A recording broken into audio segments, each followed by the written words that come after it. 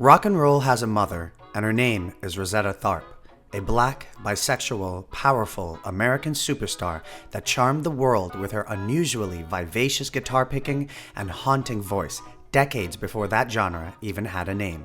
Her rebellious merger of the soul of gospel and the freedom of the secular world charmed not only nations, but Elvis, Bob Dylan, Jerry Lee Lewis, Little Richard, and perhaps every single rock musician to come.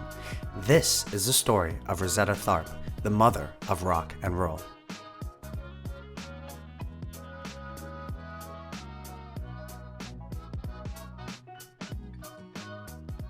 She was a big, good-looking woman and divine, not to mention sublime and splendid.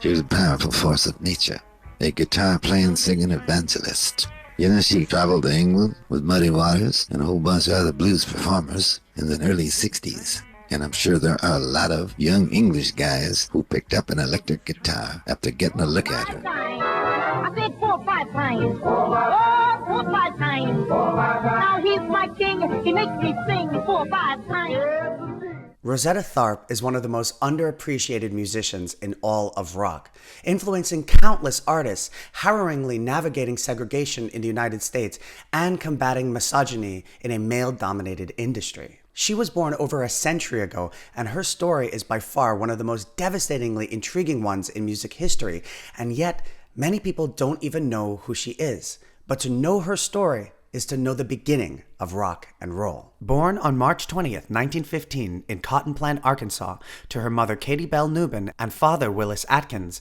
Rosetta and her family were parishioners of the Church of God in Christ.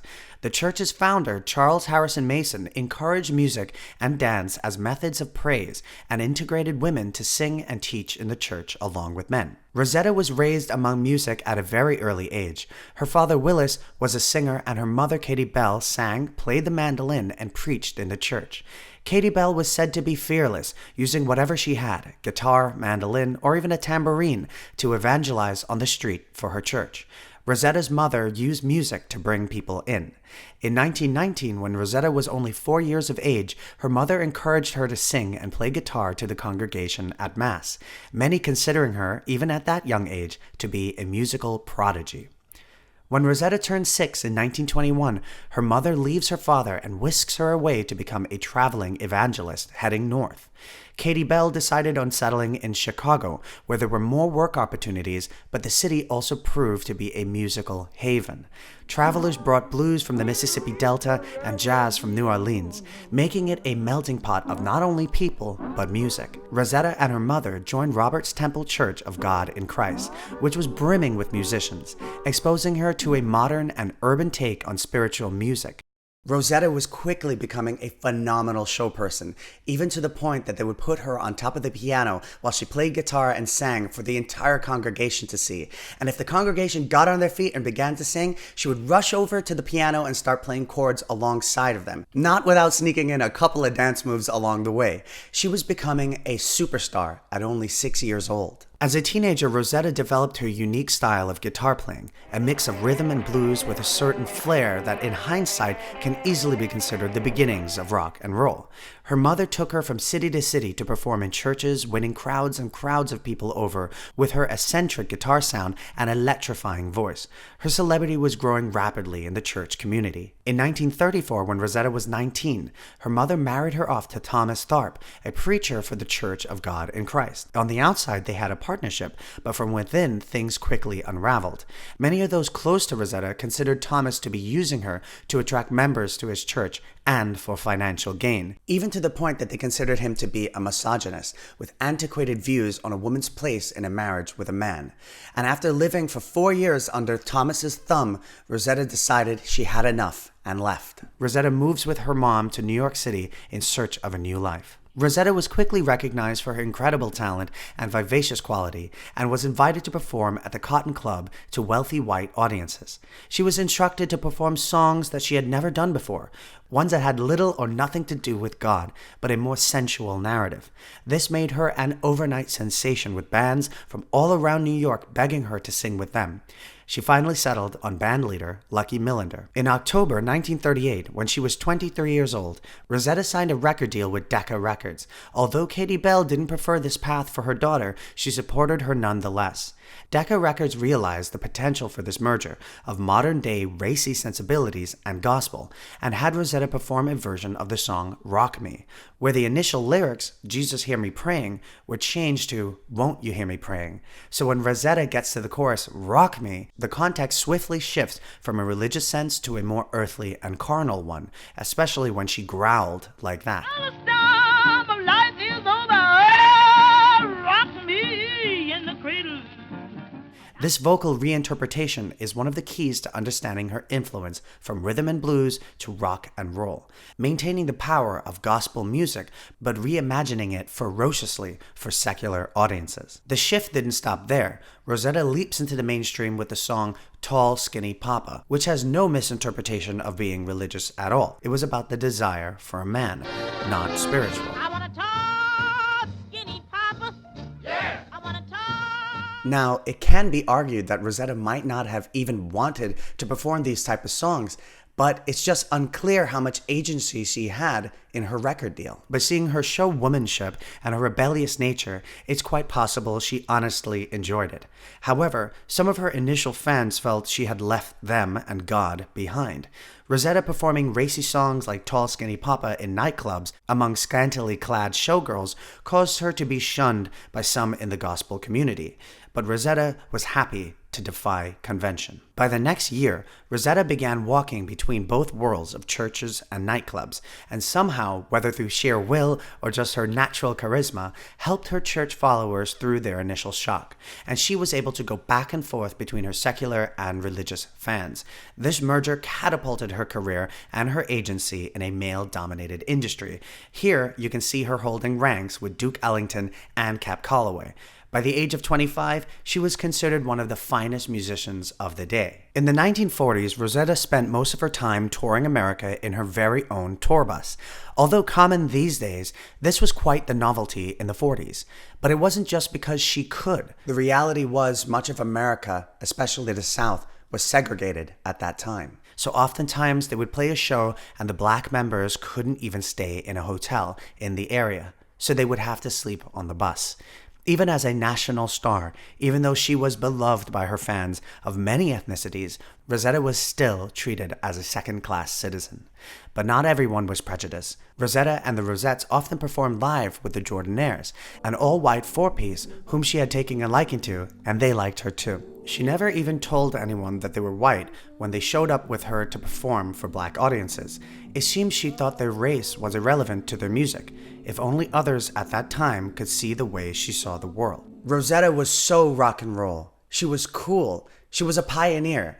And she also happened to be bisexual. In 1946, Rosetta meets the lovely Marie Knight, and not only did they begin to perform together, but they began a secret relationship. They would tour just the two of them. Rosetta would do her charming thing vocally and on guitar, and Marie played the piano and percussion.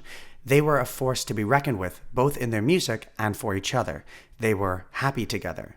But sadly, in 1950, while they were performing in California, Marie Knight's two children and mother tragically perished in a house fire, and Marie had to leave Rosetta.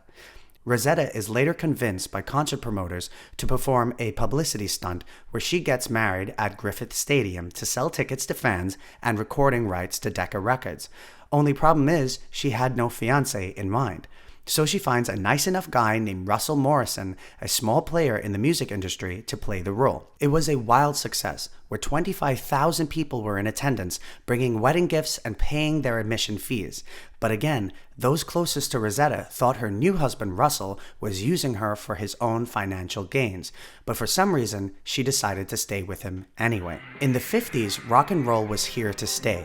Elvis Presley, Buddy Holly, and many others would be influenced by the music of gospel and integrated it into their own songs. And with their increasing popularity, rock and roll idols became young white men, not middle-aged black women. Rosetta has a hilarious quote about this shift. She says, "Oh, these kids and rock and roll.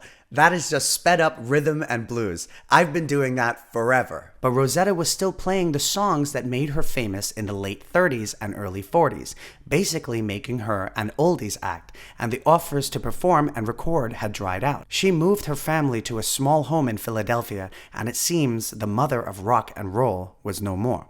That is until she gets a call from a fan of hers named Chris Barber, a Dixieland jazz trombonist all the way in England, asking her to go on a month-long tour with him. She accepts and begins the tour. She is an instant hit once again. British people up until this point had only seen imitations of black gospel music, and with Rosetta, they got to see the real deal.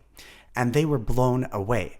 Her new popularity soared across Europe. She was a star reborn. I mean, just listen to what she was doing.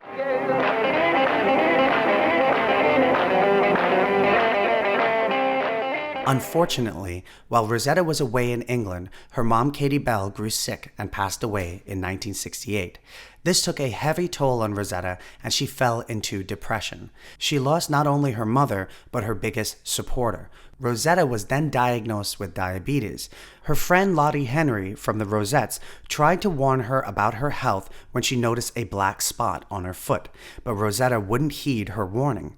Rosetta's entire foot turned black, and she had to have it amputated. While she was in the hospital, she begged Lottie to see her as often as she could, but Lottie felt she couldn't because Rosetta's husband, Russell, would push back. Lottie felt he was suspicious of others trying to take his control over Rosetta. Russell would ask Lottie and Rosetta's other friends when she would go back to performing live, which Rosetta said, "I'm going back, but I'm not telling anybody when, but I am coming back." On October 9th, 1973, in Philadelphia, the day before a scheduled recording, Rosetta Tharpe passed away. For her funeral, the church was only half full, and it was a small service. But who should be there to make sure Rosetta looked as magnificent as she had all her life, to do her hair and her makeup, to make sure to remind those near how charming Rosetta really was? It was her friend and lover, Marie Knight. Marie made Rosetta look as glamorous of a star as she always was that day. And to leave you with who exactly Rosetta was, here is a quote from her old friend, Roxy Moore. She would sing until you cried, and then she would sing until you danced for joy. She kept the church alive and the saints rejoicing.